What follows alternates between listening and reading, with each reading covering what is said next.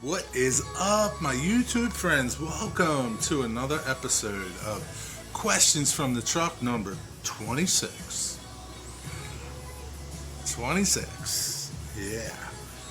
How the show works is you guys ask your model railroad related, transit related questions, and woodworking questions in the comments on my reminder video. Not this video. You answer questions on this video. On my reminder videos that come out on Wednesday.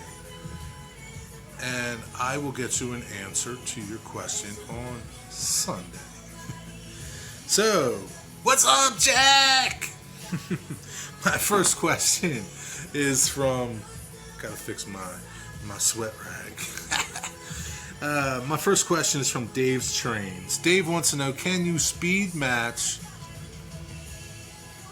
with Digitrax WiFi interface and his phone? Or does he need to get a throttle to do this? Let Dave know in the comments below. As always, if you guys don't understand the question, I kind of shorten them sometimes. I always put everybody's questions in the description and their links to their channels.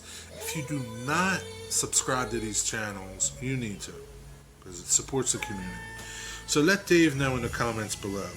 My other question is from Delaware Railfan. Jeff, he's got a couple questions for me.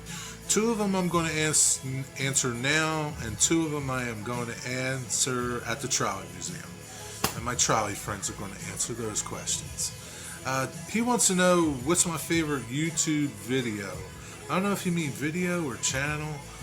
Dude, I don't know, man. I watch too many channels, too many videos. There's so many videos and so many awesome channels. I don't have one that's like my favorite, you know? I don't. I really don't. I mean, there's channels that I'm subscribed to. I'm subscribed to like 600 and some channels, man. I don't know. They're all my favorites, obviously, if I subscribe to them. But don't have one, man. Sorry I couldn't answer you. Favorite railroads? I'm guessing current railroads. And other than... CP is probably one of my favorite ones because it's a colorful railroad. Out here on the East Coast, our Class 1 railroads are ugly. Plain and simple, they're ugly. Norfolk Southern, if it wasn't for the heritage units, they would be like the bottom of the barrel, man, because I think they're just boring. There's like nothing special about them. You know, they're black and white. They're ugly. CSX, same thing. It's blue and yellow or gold. They're okay. Yeah, if it wasn't for the heritage units on either of those railroads, yeah, I could care less about them. I really could. I like a lot of the Class 2s and the small railroads. That's where the colorful engines are. Once, once Conrail folded, man, that was the end of it, man. Conrail and, the railroads before that, Penn Central, New Jersey Central, all of them. Man, they had some class and they had color. They were exciting to see. Beautiful paint schemes, Delaware Hudson. Man, the list goes on and on, man. They were awesome railroads and I missed them. You can keep these local ones in the East Coast here. BNSF is nice. UP is nice, but they're not around here. Hey, I'll get to your other questions from my buddies. They'll answer your questions. Rick Bailey's question to me: ripping on the table saw. Is it better to have the waste on this side of the blade or this side of the blade? Well, I'm going to tell you the way I like to do it. The way I think is right. And here's the thing, you know, I need to rip this board. I just need to rip about 3/4 of an inch off or half an inch off this board. So obviously I don't want that little 1/4 inch piece over there, because what you want control of is the piece that you want. You don't care about the waste. The waste is waste. It's trash most of the time. So you want to control the good piece of wood. So to me, you want the good piece of wood to the fence, and you want control of that all the time. You don't care about the waste. The waste is going to the side. You want to control that cut all the way through the blade. You get where I'm going?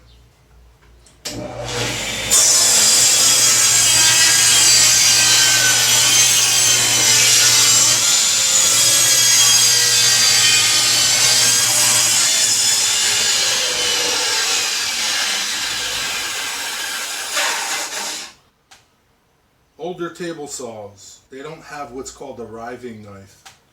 So what can happen without a riving knife is your piece could start twisting, going one way or the other, and you can get what's called kickback. And kickback, the blade grabs the piece of wood and kicks it back to you. So what you don't want to do is, when you're running your table saw, especially on a rip cut, well, it's a good habit to never stand behind your work. Totally. You want to be a little bit off to the side, especially if you don't have a riving knife. This saw has a riving knife. And that pretty much is it. You know, this is my waste side. I don't care about that piece. I have control of this piece. So you don't want to be... Here's another reason why. You're coming through and you're pushing. If you're pushing this big piece and your waste is this little piece, that waste piece you have no hands on. That's going to go flying, number one. And you're not going to get a good cut because you've lost your support to the fence. Your fence is your support to a good, accurate cut. Always keep your waist to the left of your blade, not the fence side. Okay? I hope this helped you, Rick. So see what happens here? A riving knife, right? There's a riving knife in here. This board has tension in it. Another thing can happen is the kerf. This is the kerf. The kerf is where the blade goes. The kerf closes back up. So if you don't have a riving knife, that is another thing that can happen.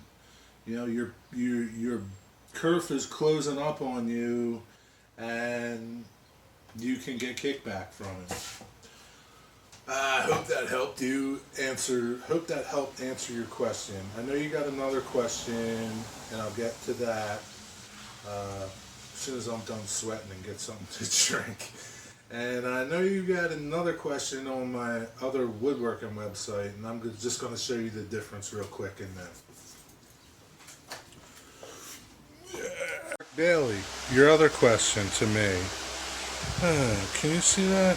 Yeah. Let's bring it closer. It's a trim router. You see?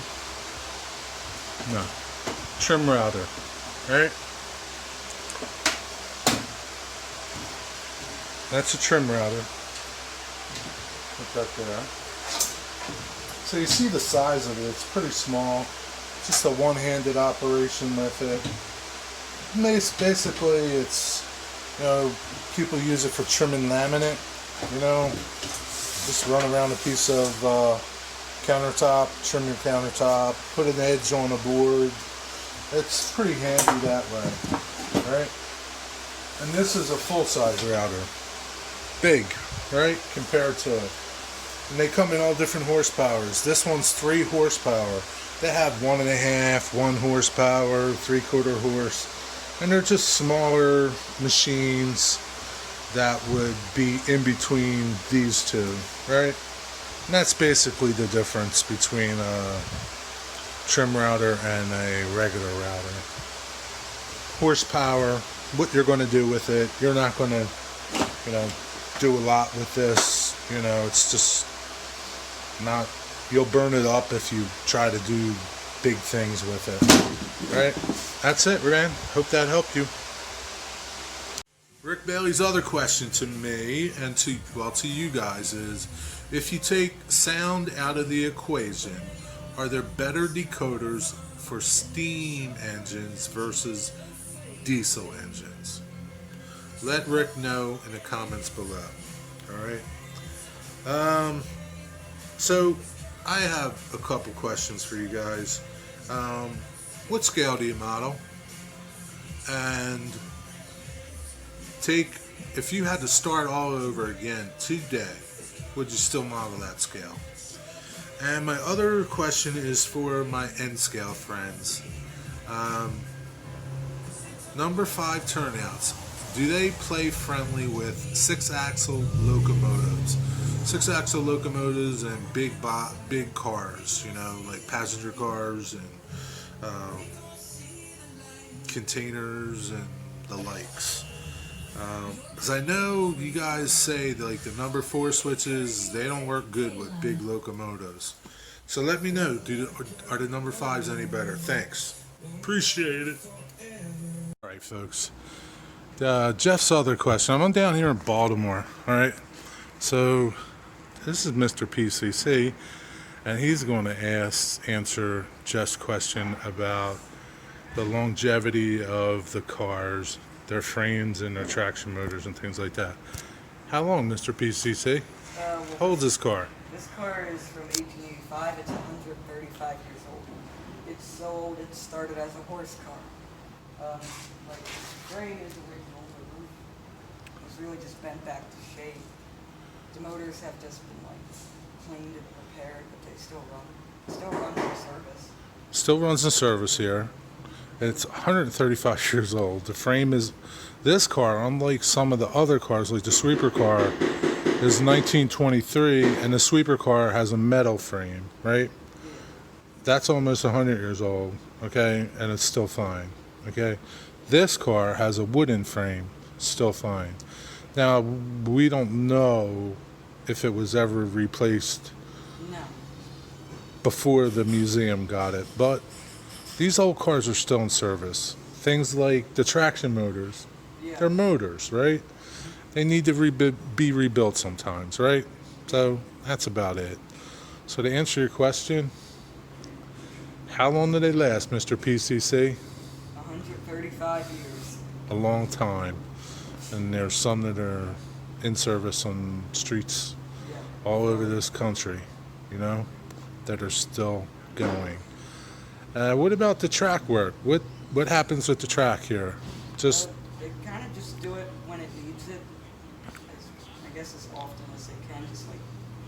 So no real replacement track, but just general maintenance. Clean switches, grease, turns, things like that. It'll last just like the trolley. Forever. Hey, thanks, Jeff, for your question. Thanks, Mr. PCC. Go check out his channel. Let him get to 50. He only needs 50 more, or 2 more subscribers, I think. Help him get there. Thanks, guys. Hey, I hope you enjoyed this episode of Questions from the Truck. Thank you for all your questions. And remember, help these guys out with their questions. Put your comments and your answers to their questions below. And I'll see you next Wednesday for a reminder video. Until then, I wish you blessings. Be well, be blessed. It's inside a PCC car, huh? It's not hooked up to power, or I'd give you the, what's it called, a gong. Gong, gong, gong. See ya!